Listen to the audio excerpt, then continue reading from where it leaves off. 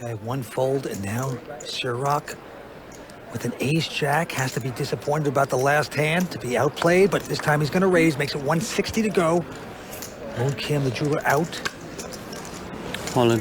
With a BB's going all in here with a queen deuce offsuit. Just can't believe he'd make this play after showing his opponent a bluff. Gets up from the table, usually the sign of a pretty big hand. Well, Cirroc is going to call him. We got live cards. And look at Cirroc, so proud of himself. What a great call. Didn't fall for it that time. Hung in there with ace-jack, and right now he's in a great position to knock out the local Habib. Did you just bluff me a minute ago, and now you're going to try to do it again? I don't think so.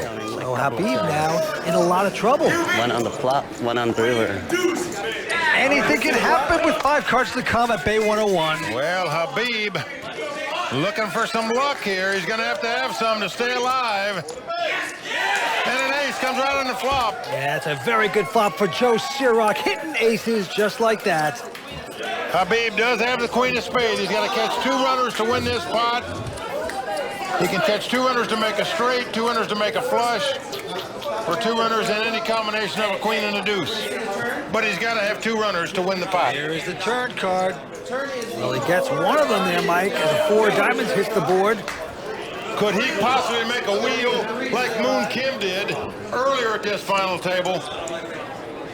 Joe Cirroc, if anybody can do it, he can do that it. is all. Anybody can do it, he can do it. All right, here we come, the Magic River cards coming up right now. Oh, no! Unbelievable! Can you believe it?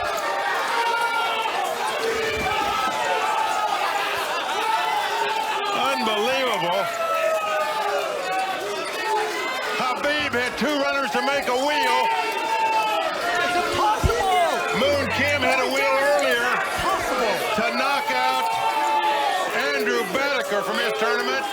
And now the other amateur at the table spikes a wheel on the river to double up and stay alive.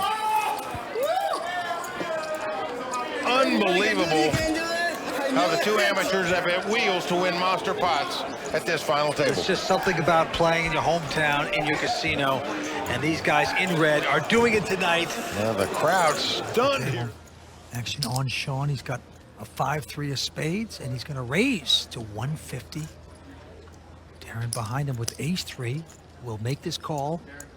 And now James Calderero, our chip leader, also going to call with an ace-4. Vince, I never thought I would say it, but Sean Koenigs makes Gus Hansen and Phil Ivey look like tight players. He does. He plays loose.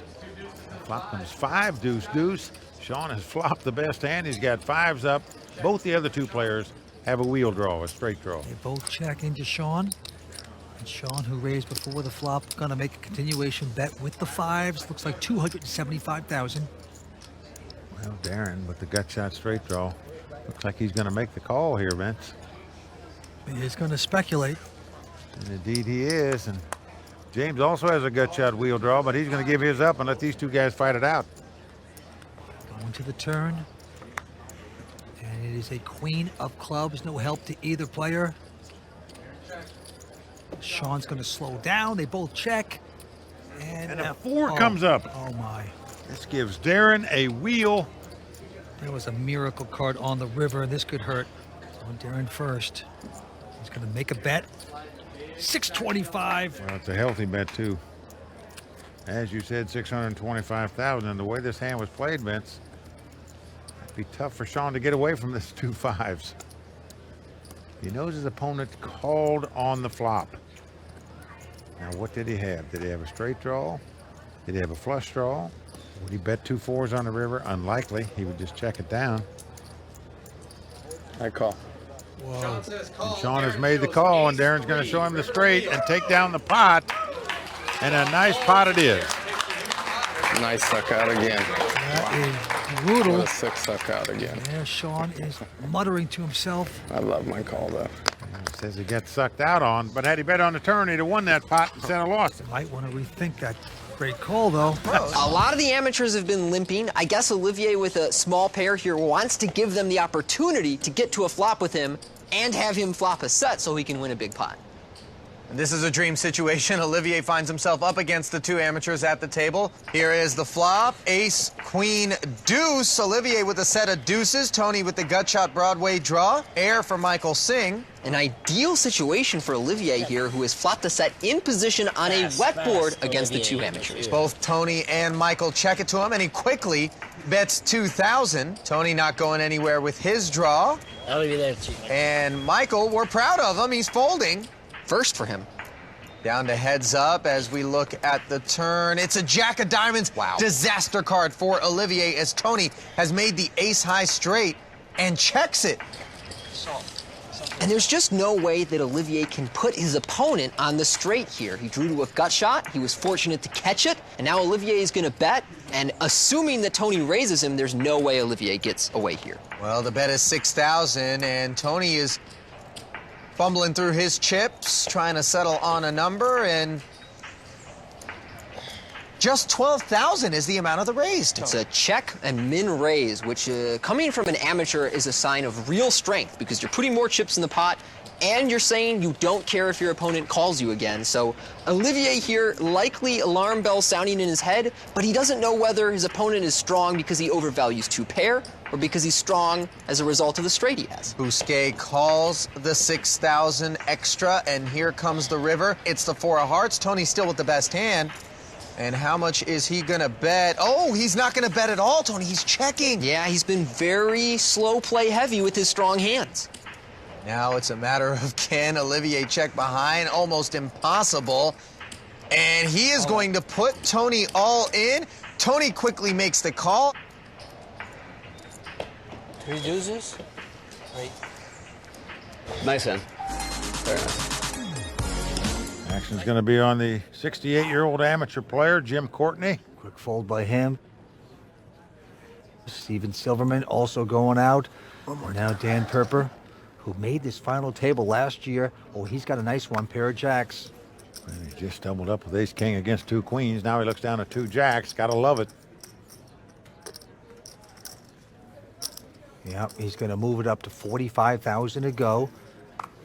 David Sands folds his hand. Joseph Chung now with an 8-4 clubs in the small blind. Oh, boy, Vince.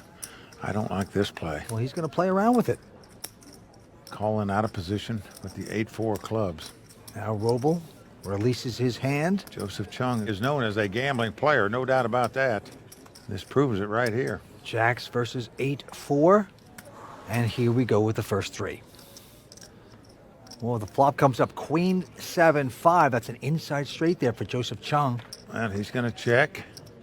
Dan Perper, no continuation bet. Kinda Can't surprised. believe he wouldn't bet that. Oh, boy. Oh, and it may cost him big time here, Vince. 6 of diamonds. Joseph Chung has made a straight. And how? Casually kicks in 50,000, Mike. Yeah, look at that little bet. And Perper's not going to fold. He's made this call. Down to the river we go. Well, an 8 comes off. Joseph's not going to be crazy What's about the that other? card. Started the hand with a little over 400. Mullen. And Chung says all in. Wow. Put all your chips in there, Dan, he says. Well, Dan's got about 300,000 left is all. Joseph just moving in. That was not a good runoff for me. I wonder if the guy had a 9 high straight, he's going to get it in anyway, and he's not throwing his hand away. So he's trying to represent like he might be possibly bluffing here. And Daniel knows he's very capable of making a bluff in this spot. Dan Perper, this could be a nice lay down. And he does the right thing. And he makes the good lay down there, but I'm not sure by checking on the flop that it might not have cost him the pot. Yeah, I think so.